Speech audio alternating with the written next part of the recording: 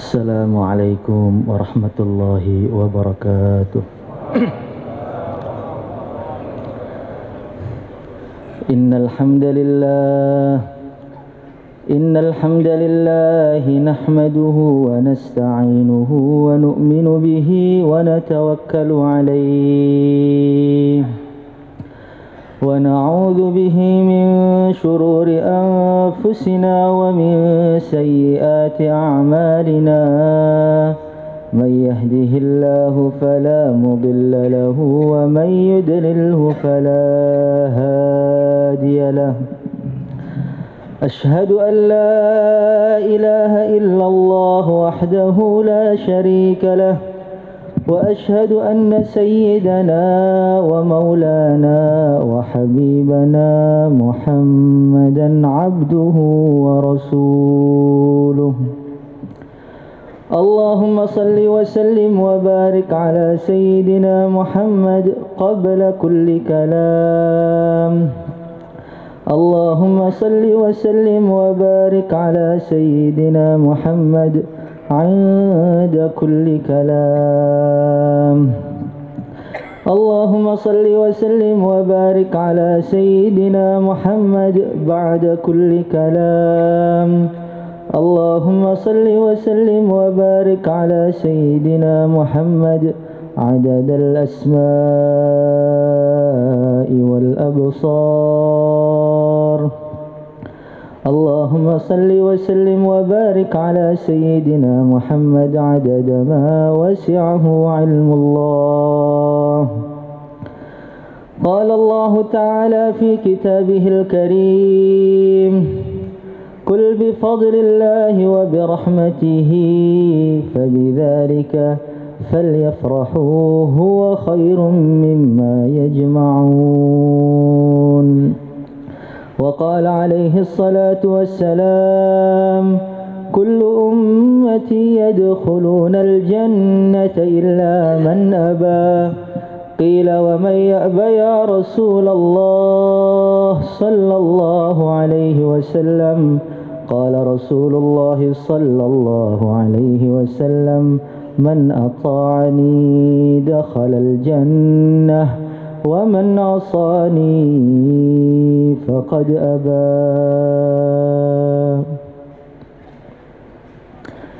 Para hadirin yang dimuliakan oleh Allah Subhanahu wa taala. Allah Subhanahu wa taala menciptakan kita di dunia ini, anak Adam ini tidak diciptakan dengan tanpa musuh. Allah Subhanahu wa ta'ala menciptakan anak Adam di dunia ini. Allah memberi kepada mereka dua musuh. Ada musuh yang dari dalam, ada musuh yang dari luar. Musuh yang dari dalam ini namanya adalah nafsu. Innan nafsa la'ammaratun bisu'. Dalam diri manusia ini ada musuh yang dari dalam, yaitu nafsu yang selalu ngajak kepada keburukan. Yang nafsu itu begitu kuat. Saking kuatnya nafsu sampai iblis laknatullah alaih pun kalah dengan nafsunya. Siapa yang menghalangi iblis untuk taat kepada Allah? Siapa yang menghalangi iblis untuk tidak mau sujud kepada Nabi Adam? Yang menghalangi iblis bukan iblis yang lain, dia iblis sendiri. Yang menghalangi adalah nafsunya. Maka nafsu itu secara tabiatnya selalu ngajak kepada keburukan. Maka matanya manusia itu kalau diajak untuk melihat Quran 3 pojok aja sudah capek. Tapi kalau diajak untuk melihat HP semalaman ya kuat. Kalau mulutnya itu diajak untuk zikir baru sebentar aja, subhanallah, alhamdulillah, wala ilaha illallah, allahu akbar, sebentar aja sudah ngantuk. Tapi kalau diajak ngopi sambil gunjing orang semalaman suntuk pun siap. Hadirin yang dimuliakan oleh Allah Subhanahu wa taala, itulah nafsu manusia. Kaki diajak untuk sholat berat, maka cari sholat yang paling cepat. Kalau sholatnya imamnya panjang sudah mengeluh, ini imam ini nggak tahu bagaimana keperluan makmumnya ini. Hadirin yang dimuliakan oleh Allah Subhanahu wa taala, itulah musuh kita dari dalam yang begitu sulit untuk dikalahkan ini. Dan yang kedua ada musuh dari luar, yaitu syaitan laknatullah alaihi. Allah Subhanahu wa taala berfirman, "Inna syaitana lakum aduwwun fattakhidhuhu aduwwa." Sesungguhnya syaitan itu musuh bagi kalian, fattakhidhuhu aduwwa, maka jadikanlah syaitan sebagai musuh. Maka ada musuh manusia yang resmi dan yang resmikan Allah Subhanahu wa taala langsung. Adawatan qadimatan baqiyatan ila qiyamis sa'ah. Manusia itu punya musuh abadi yang namanya syaitan laknatullah alaih. Musuh kakek kita Adam, musuhnya para nabi, musuhnya para rasul sejak dulu, sekarang, dan yang akan datang, dan sampai hari kiamat. Hadirin yang dimuliakan oleh Allah Subhanahu wa ta'ala, saya tentu sudah janji di depan Allah Subhanahu wa ta'ala, fabi'izzatika la'uwiyannahum ajma'in. Ya Allah, dengan demi kehebatanmu, kemuliaanmu, la'uwiyannahum ajma'in, nanti anak Adam akan saya sesatkan semuanya. Dia sudah janji depan Allah akan menjadi musuh kita. Dia akan goda manusia sampai kapan? Sampai nanti detik-detik sebelum menjelang orang itu masuk neraka. Wa qala asy-syaitanu lamma qudiya al-amr innallaha wa'adakum wa'dal haqq wa wa'adtukum fa akhlaftukum wa ma kana li 'alaykum min sultanin illa an da'utukum fastajabtum li. Nanti di akhirat setelah terjadi hisab yang begitu hebat, orang-orang sudah diputuskan, ini fulan bin fulan masuk surga, fulan bin fulan masuk neraka. Maka yang masuk surga gembira, insyaallah termasuk kita. Maka yang masuk neraka itu sudah sedihnya luar biasa, mau nyalahkan siapa? Maka ketika itu dikumpulkan oleh setan, dibayan hidayahi sebelum masuk neraka. Setan akan khutbah di depan orang-orang yang mau masuk neraka, dikumpulkan sebanyak-banyaknya itu, mulai zaman Nabi Adam sampai makhluk terakhir yang lahir di bumi, dikumpulkan. Ada mimbarnya khusus untuk setan laknatullah alaih untuk bayan di depan mereka. Maka setan mengatakan, innallaha wa'adakum wa'dal haqq.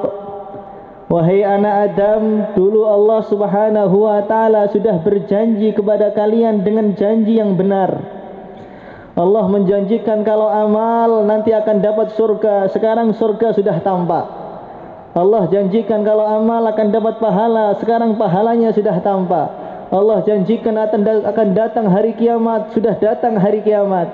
Allah janjikan ada kubur. Sudah ada kubur. Wa wa'adtukum fa akhlaftukum. Saya juga janji kepada kalian, kalau kamu maksiat, kamu tenang. Nggak ada akhirat itu, nggak ada kubur itu, nggak ada kiamat itu, nggak ada. Fa akhlaftukum, saya bohong kepada kalian. Allah janji kepada kalian, Allah telah menunaikan janjinya. Saya janji kepada kalian, saya telah membohongi kalian. Wa ma kana li 'alaikum min sultanin illa an da'utukum fastajabtum li. Wahai anak Adam, kamu ketahuilah, dulu di dunia saya tuh nggak punya kekuatan loh, nggak punya kekuatan jadi presiden atau jadi raja untuk memaksa kalian, nggak ada.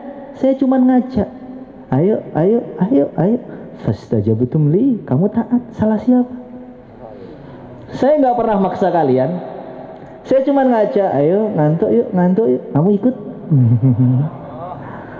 Jangan berdiri, kamu duduk.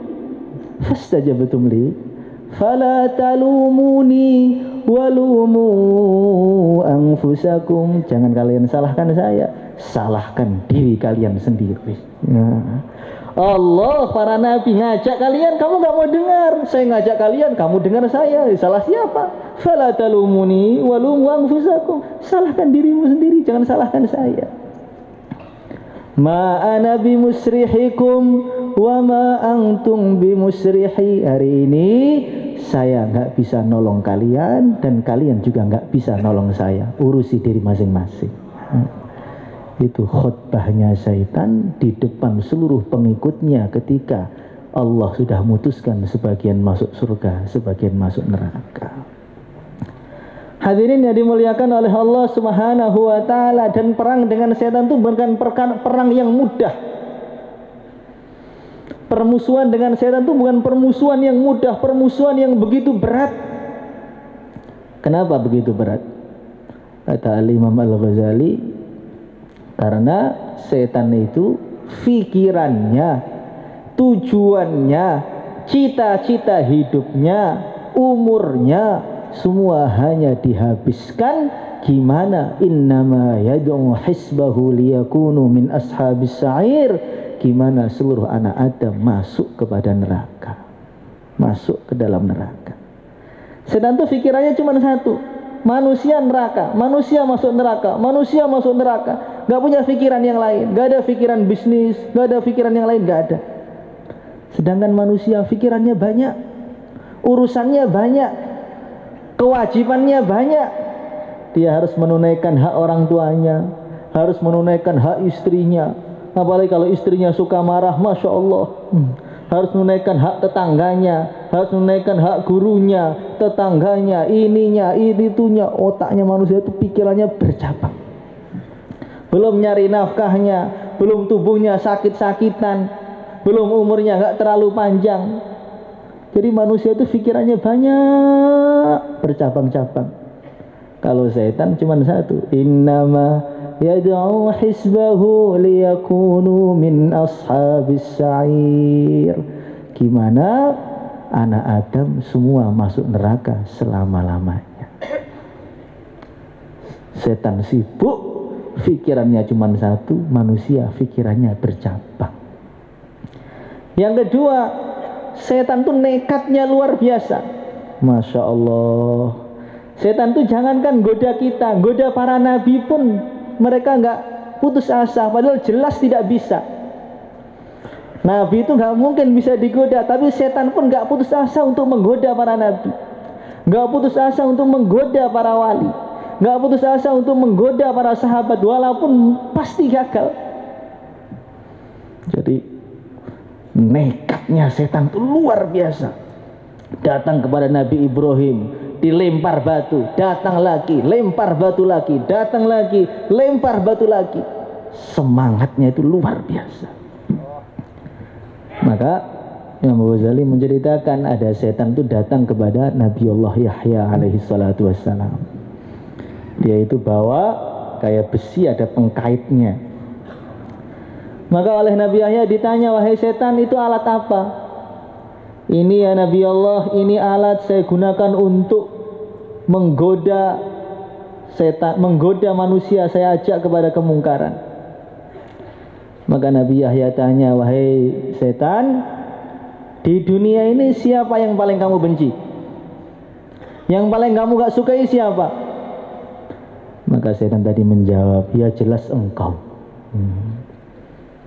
Yang paling saya benci engkau dan pengikut engkau.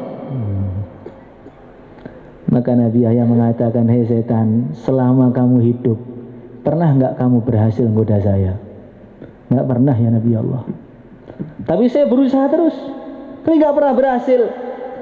Pernah agak berhasil, nggak berhasil, cuman sedikit agak berhasil. Kapan itu?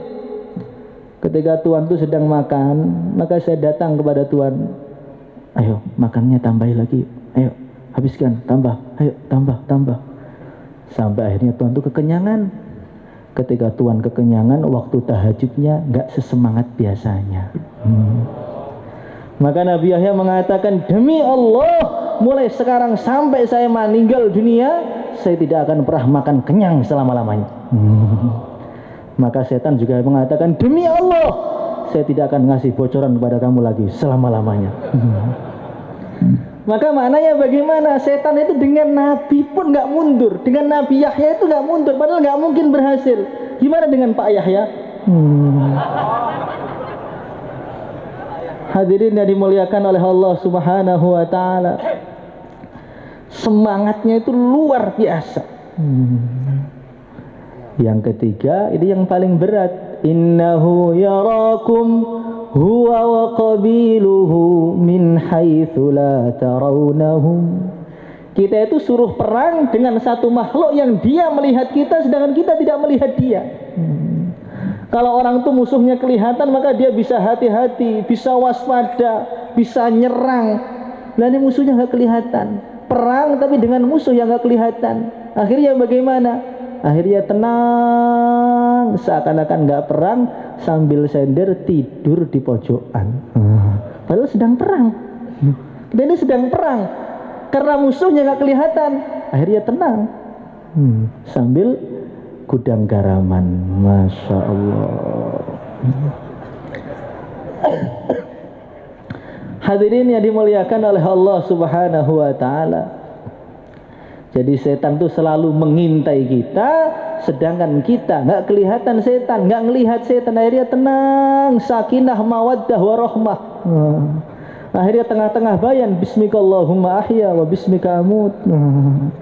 Malah hadap tidur. Hadirin yang dimuliakan oleh Allah Subhanahu wa Ta'ala. Dan yang keempat, setan itu pengalamannya sudah banyak. Umurnya itu panjangnya luar biasa. Sudah pengalaman goda para wali, goda para nabi, sudah goda para sahabat. Sedangkan kita 4 bulan baru sekali. Masya Allah, umurnya pendek, pengalamannya dikit. Lawan setan yang pengalamannya ribuan tahun. Gimana kira-kira? Yang kelima, kalau orang itu perang dengan orang kafir, kalah masuk surga. Jihad kalah, syahid masuk surga. Tapi kalau perang dengan setan, kalah masuk neraka. Jadi perangnya harus menang. Nggak boleh kalah, nggak boleh draw, harus menang. Masya Allah. Pikirannya cuman goda manusia, semangatnya luar biasa, pantang menyerah, bisa melihat kita, kita tidak bisa melihat mereka, dan kita harus menang. Hadirin yang dimuliakan oleh Allah Subhanahu wa Ta'ala, kalau kita melihat, dihitung-hitung pertengkaran kita dengan setan itu nggak mungkin bisa menang. Kalau dihitung-hitung pakai otak, tetapi Allah Subhanahu wa Ta'ala sudah memberi jalan keluar untuk mengalahkan setan. Wa imma yanzaghannaka minasyaitani nazghun fasta'idz billah. Allah berfirman, ketika datang godaan setan kepada kalian, fasta'idz billah, maka berlindunglah kepada Allah. Sehebat-hebatnya setan, sebanyak-banyaknya pengalaman dia, sekuat-kuatnya mereka, sebanyak-banyaknya pasukannya setan, tapi mereka itu makhluk yang gerakkan Allah. Maka kalau pengen ngalahkan setan, serahkan kepada Allah.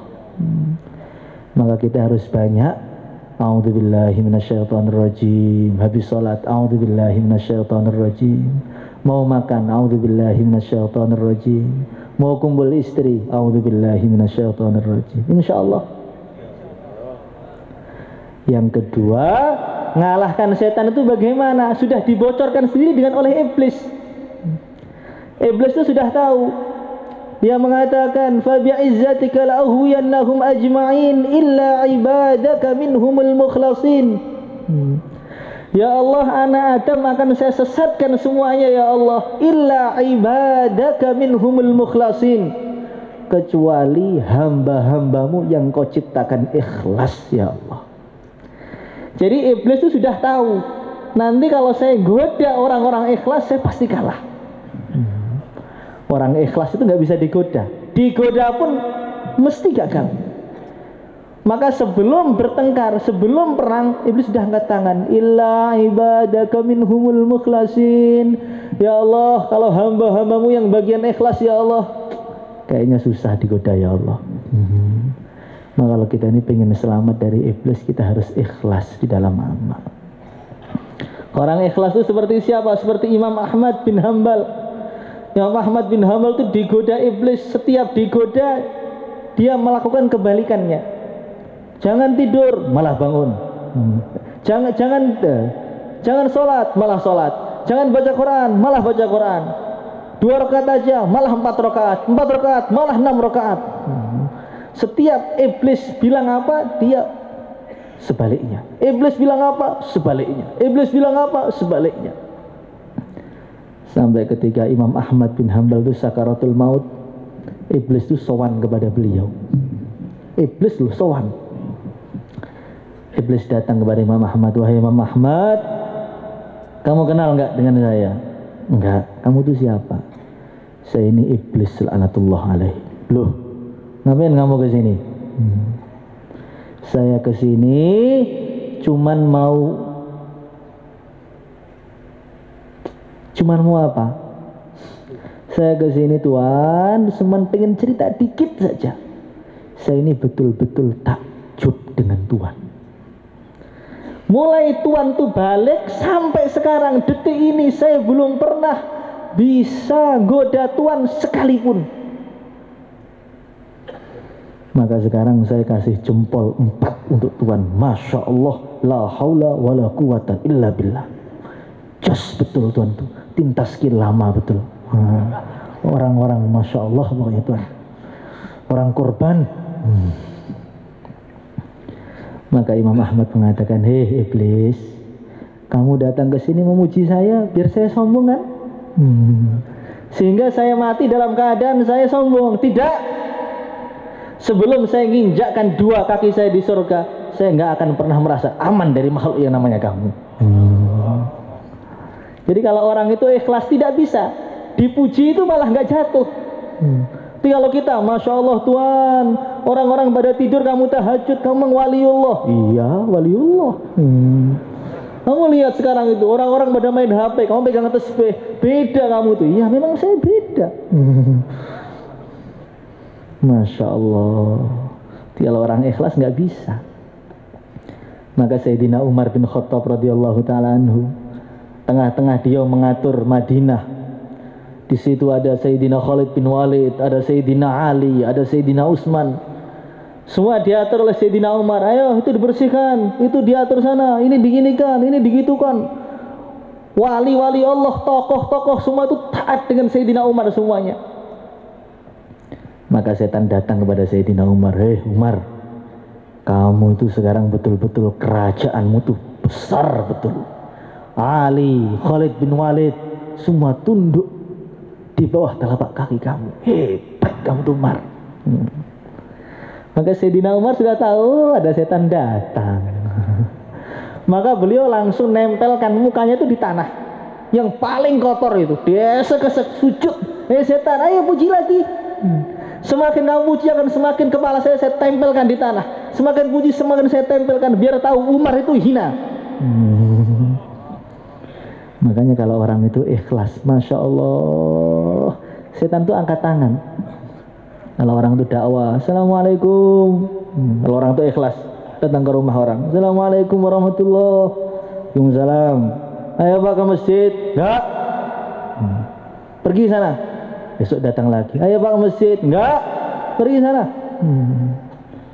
Saya enggak akan ikut kamu selama-lamanya. Enggak apa-apa Pak. Saya akan datang terus ke sini tapi. Loh, saya nggak akan ikut kamu, nggak apa-apa. Saya akan datang terus tapi. Loh, kok begitu? Lah saya itu nyari pahala kok, nggak nyari anak buah. Jadi kalau orang itu dakwahnya karena Allah, dapat orang nggak dapat orang nggak akan menghentikan dia. Dapat orang, alhamdulillah. Nggak dapat, ya dapat pahala. Makanya orang ikhlas itu betul-betul berat dikalahkan oleh setan ini. Tapi kalau orang itu nggak ikhlas amalnya, baru dakwah ditolak oleh orang, oh Fir'aun semua ini. Ya Allah, orang kampung saya itu Fir'aun semua. Ya Allah, hancurkan ya Allah. Sebagaimana kau hancurkan kaum Ad, kaum Samud ya Allah. Betul-betul Pak, di sini tuh orangnya Korun, Haman, Fir'aun, Namrud lengkap semua di sini ini. Hatinya keras-keras. Tapi kalau orang nggak ikhlas, kalau orang ikhlas tidak akan bisa dihentikan oleh siapa. Insya Allah. Maka orang-orang zaman dulu tuh latihan ikhlas terus. Itu di Madinah Al-Munawwarah. Setiap malam itu di rumah-rumah tiba-tiba ada gandum. Ada yang ngasih gandum. Tiba-tiba ada gandum. Orang yang lauknya hilang, nggak punya lauk, tiba-tiba ada lauk. Yang gandumnya habis, tiba-tiba ada gandum. Yang airnya habis, tiba-tiba ada air. Dicari yang ngasih siapa, nggak ketemu. 20 tahun nggak ketemu. Ini yang ngasih siapa, nggak ketemu. Hari ini tiba-tiba habis kurmanya. Pagi-pagi depan pintu ada kurma. Yang ngasih siapa? Nggak tahu. Hari ini bajunya robek, ada orang bajunya robek. Pagi-pagi ada baju depan pintu. Loh, yang ngasih siapa? Sehingga orang-orang dicek, nggak ketemu yang ngasih siapa. Sampai hari di mana Sayyidina Ali Zainal Abidin itu wafat. Cucunya Nabi namanya Ali Zainal Abidin, yang setiap hari, setiap malam sholatnya 1000 rakaat. Beliau itu wafat. Ketika hari beliau wafat, semua makanan berhenti. Ternyata yang ngasih satu Madinah tadi Ali Zainal Abidin, tapi nggak ada yang tahu. Jadi cucunya Nabi itu malam-malam diam-diam ngasih ke rumah orang makanan. Nah, ini bajunya sobek, ngasih orang baju. Ini lauknya kurang, ngasih lauk. Nggak diketahui amalnya sampai beliau wafat, orang-orang baru tahu. Tapi kalau kita bagaimana? Dapat taskilan dikit langsung, itu loh taskilan saya Pak. Wah, Masya Allah, ini kampung ini gara-gara saya. Kalau nggak ada saya, nggak ada amal agama di sini ini.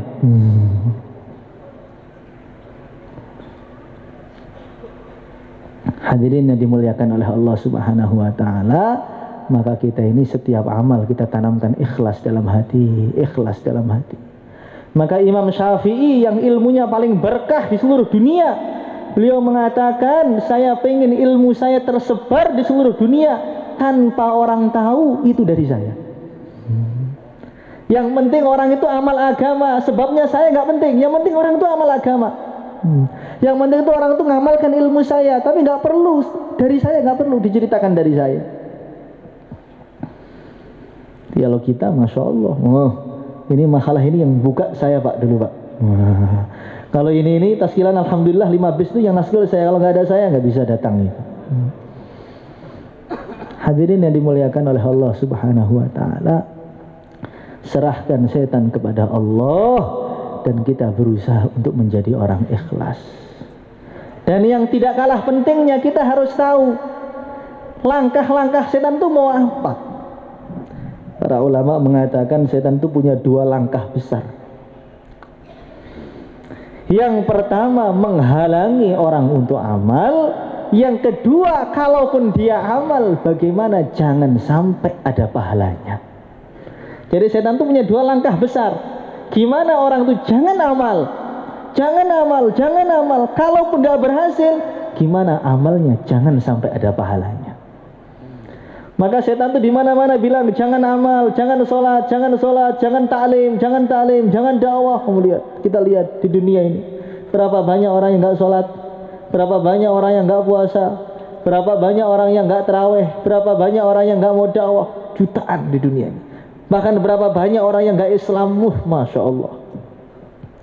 Kalaupun berhasil amal, punya langkah yang kedua. Boleh dia amal, boleh dia dakwah, boleh dia puasa, boleh dia zikir, tapi jangan sampai ada pahalanya. Ini yang paling menyakitkan, yang kedua ini. Nah, setan itu paham kelemahan manusia, salah satunya itu di lidah dia. Maka dalam satu hadis, Sayyidina Sufyan beliau mengatakan kepada Rasulullah sallallahu alaihi wasallam, "Ya Rasulullah sallallahu alaihi wasallam, perkara apa yang paling kau khawatirkan untuk saya itu perkara apa?" Fa akhadha bilisanihi, maka Nabi memegang lidah beliau. Beliau mengatakan, hadza, yang paling saya khawatirkan itu lidah ini loh. Lidah itu adalah anggota tubuh yang kecil, tetapi dengan lidah orang itu bisa naik derajatnya sangat tinggi, masuk surga yang begitu tinggi gara-gara lidahnya. Dengan lidah juga orang itu bisa terjumus ke neraka sampai darkil asfali minan nar, ya gara-gara lidahnya ini. Hadirin yang dimuliakan oleh Allah Subhanahu wa taala, maka ada satu ulama besar namanya Sayyidina Yunus. Beliau mengatakan, inni wajadtu nafsi tahtamilu mu'nata as-sawmi fil harri syadidi bil Basrah wala tahtamilu tarka kalimatin la ta'niha. Tubuh saya ini saya ajak puasa siang-siang, terik yang begitu panas kuat. Tubuh saya ini saya ajak berjuang fisabilillah, naik kuda, naik gunung, turun gunung, kuat. Tubuh saya ini saya ajak zikir semalaman, kuat. Tubuh saya ini saya ajak ta'lim mulai pagi sampai siang, siang sampai sore, kuat. Tubuh saya suruh baca Al-Quran sehari 5 juz, 10 juz, 1 hataman, kuat. Tapi tubuh saya ini saya ajak supaya ngomong, supaya tidak ngomong yang nggak penting itu loh, nggak kuat. Maknanya bagaimana? Menjaga lidah itu lebih berat daripada puasa, lebih berat daripada ibadah, lebih berat daripada dakwah, lebih berat daripada orang itu sholat semalaman suntuk. Itu dalam satu hadis Sayyidina Abu Bakar As-Siddiq radhiyallahu ta'ala anhu duduk dengan Rasulullah sallallahu alaihi wasallam. Maka tiba-tiba datang orang nyaci maki beliau, dicaci maki. Dicaci, kamu tuh begini, begini, begini, begitu, begini, begitu. Sayyidina Abu Bakar tuh diam aja. Maka Nabi itu senyum. Lihat Abu Bakar diam itu senyum. Lama-kelamaan gak kuat Sayyidina Abu Bakar itu. Dijawab dikit, gak semua, dikit. Dijawab 1, 2, 3, dikit aja. Maka tiba-tiba wajahnya Nabi itu memerah, marah. Langsung Sayyidina Abu Bakar ditinggal oleh Rasulullah SAW. Maka Sayyidina Abu Bakar nyusul Nabi, ya Rasulullah SAW, tadi saya dicaci maki orang, engkau senyum saja ketika saya gak jawab. Ketika saya sudah mulai jawab, engkau memerah wajahmu langsung pergi. Kenapa ya Rasulullah SAW? Maka Nabi mengatakan, wahai Abu Bakar, ketika kamu tadi diam, innahu kana ma'aka malakun yaruddu ank. Ketika kamu tadi diam, itu di samping kamu tuh banyak malaikat rebutan bela kamu. Dibela, rebutan ribuan malaikat bela kamu. Ketika kamu sudah mulai jawab, malaikatnya pada pergi, yang datang setan. Maka saya nggak mau duduk dengan setan, saya pergi aja. Hadirin yang dimuliakan oleh Allah Subhanahu wa ta'ala. Maknanya bagaimana orang itu kalau bisa menjaga lidahnya, itu pembelanya itu malah banyak. Tapi kalau kebanyakan ngomong, setannya banyak. Dan sekarang itu bukan menjaga lisan, menjaga tangan biar nggak ngetik. Kalau dulu menjaga lidah, kalau sekarang nggak, menjaga tangan. Biar nggak nyaci maki sana, maki-maki sini. Masya Allah. Maka bagaimana? Jangan sampai kita itu amal terus pahala kita habis.